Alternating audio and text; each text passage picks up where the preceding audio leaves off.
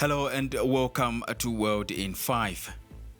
The ZANU-PF Politburo says national heroes Brigadier General Shadrack Veja, Nash Nyasha Dzimiri and Grace Tsitsi Jadangu will be buried after the Zimbabwe International Trade Fair.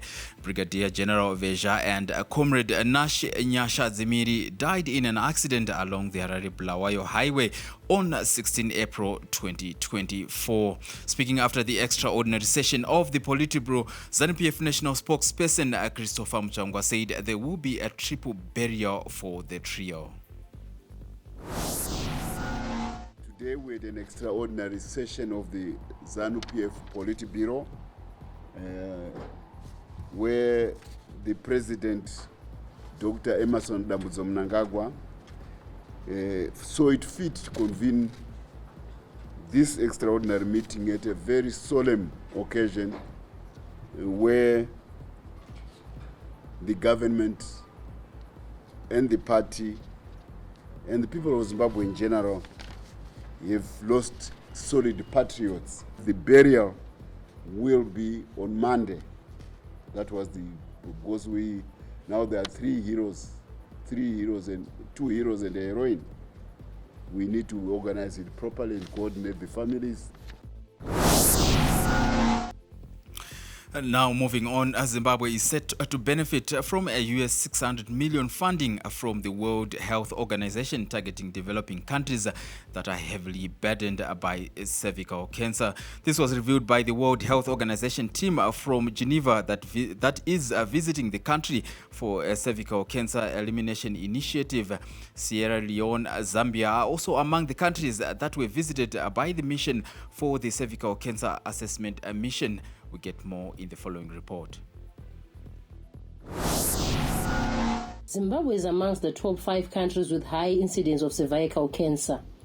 At least 61 of every 100,000 women are diagnosed with cervical cancer every year. If granted, the World Health Organization funding is set to help the government strengthen its cervical cancer treatment services. Actually a pledge of $600 million made in Cartagena, and that gives hope. This is not money that they send to us, unfortunately. This is money we need to try to trigger from our partners. So I think if we are able to get a succinct sort of list of asks, and you have mentioned many of the things that is already on your mind. Now, access to information and sexual reproductive health rights is another way out in fighting child marriages and maternal death. This came out yesterday during the high-level meeting on the launch of the State of the World Population Report 2024 in Harare. The Minister of Health and Childcare said partnerships with different stakeholders is set to change the narrative. Spending $79 billion on family planning and maternal health is estimated to save 1 million women from maternal death between 2022 and 2050 globally, and also yield about $660 billion in economic benefits. UNFPA said they will continue in their capacity to assist and improve the healthcare system for a better environment for young women and girls. Equality is growing. There is counter-polarization and misinformation, which is a critical issue that we believe as a UN family is a priority for us. And then the whole issue of solidarity among and across groups that are essential.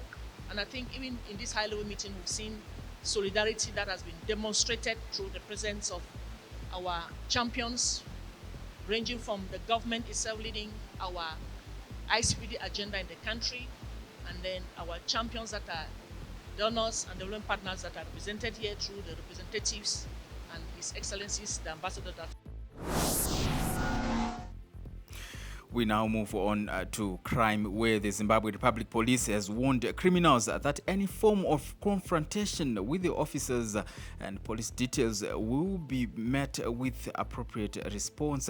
This follows a shooting incident involving a robbery suspect, James Moyo, which occurred in Queen's Park in Bulawayo on April 20. According to the police, James Moyo dropped a machete and tried to disarm a police officer who was armed with a pistol. The suspect was shot in the stomach by the police and was referred to the United Bulawayo hospitals for treatment. Now that's all we had in World in 5. A good afternoon.